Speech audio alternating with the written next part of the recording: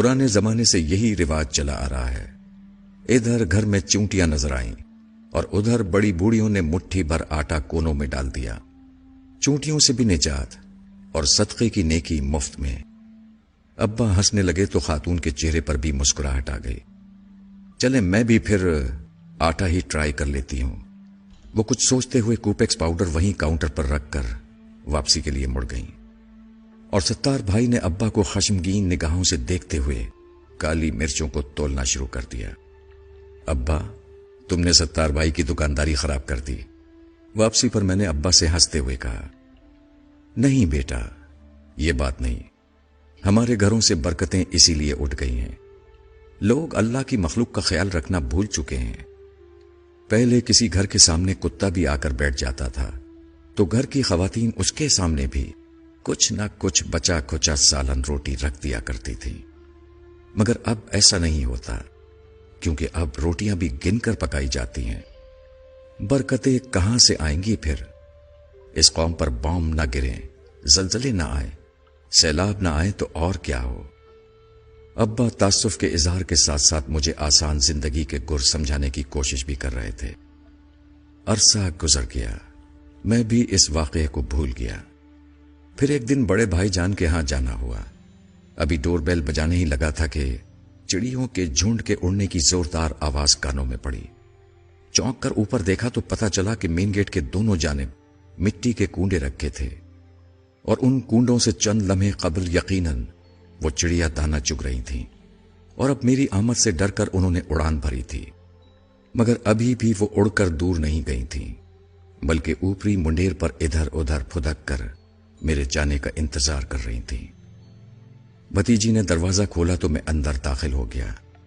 یہ کیا، اتنی ساری چڑیاں؟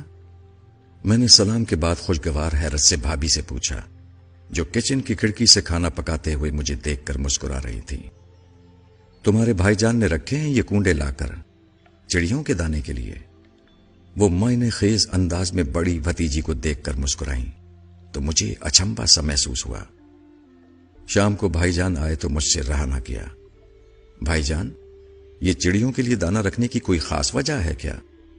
نہیں، بس ایسے ہی، اچھا ہوتا ہے، صدقہ دیتے رہنا چاہیے۔ بھائی جان نے آہستہ سے سمجھایا، یہ بہت ضروری ہوتا ہے، خصوصاً جس گھر میں بیٹیاں ہوں۔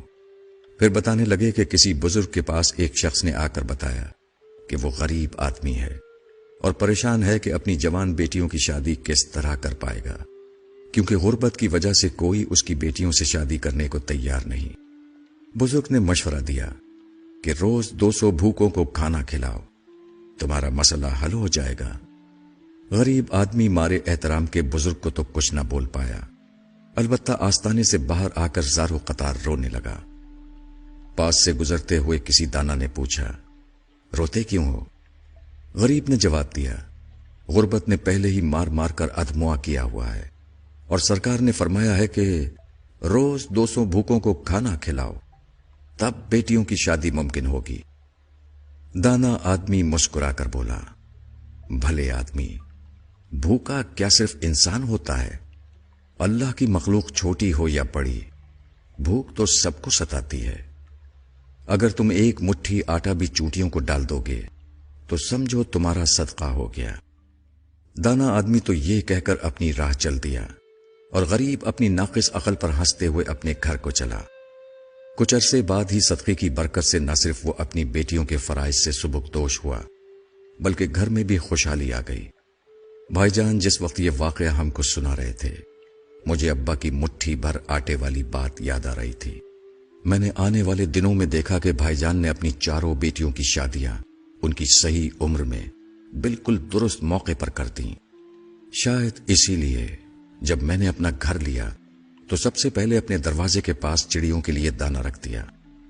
کئی بار گھر بدلا، ہر بار یہ چڑیا، کبوتر اور کوے میرے رزق کی آسانیوں کا سبب بنتے رہے۔ بیماریاں بھی آئیں، پریشانیوں نے بھی گھیرا تنگ کرنے کی کوشش کی، مگر ہمیشہ یہ پرندے مجھے آسرا دیتے رہے۔ ان مال عسر یسرا کے معنی سمجھاتے رہے، اللہ رب العزت کی بڑائی کا یقین دلاتے رہے۔ الحمدللہ ثم الحمدللہ۔ میں نے آج تک اپنے بچوں کا بہتا خون نہیں دیکھا، انہیں کسی تکلیف سے تڑپتے نہیں دیکھا۔ ایک وقت ایسا بھی آیا جب میرے گھر کا سب سے بڑا مسئلہ یہ تھا کہ ہماری مرغی کڑک ہو جانے کے باوجود انڈوں پر کیوں نہیں بیٹھ رہی ہے، اور یہ وہ دور تھا جب میرا گھر کبوتروں والا گھر کے نام سے مشہور ہو چکا تھا۔ یقین مانیے کہ یہ تمام باتیں اس لیے نہیں لکھی ہیں کہ نعوذ باللہ میں اپنی نیکیوں کا پرچار کرنا چاہتا تھا، بلکہ میں اس راز کو کھول کر بیان کرنا چاہتا ہوں جو سوال کی صورت میں مجھ سے اکثر کیا جاتا ہے کہ آخر کیسے گزارا کر لیتے ہو؟ ہم سے تو نہیں ہوتا۔ میں نے اپنی زندگی کو اسی ننھی مخلوق کی خدمت کر کے آسان بنایا ہے۔ تمام بڑائیاں اس رب کے لیے جس نے مجھے اس قابل بنایا کہ میں یہ کر سکوں۔ اللہ ہم سب کو صدقات کی توفیق عطا فرمائے، آمین۔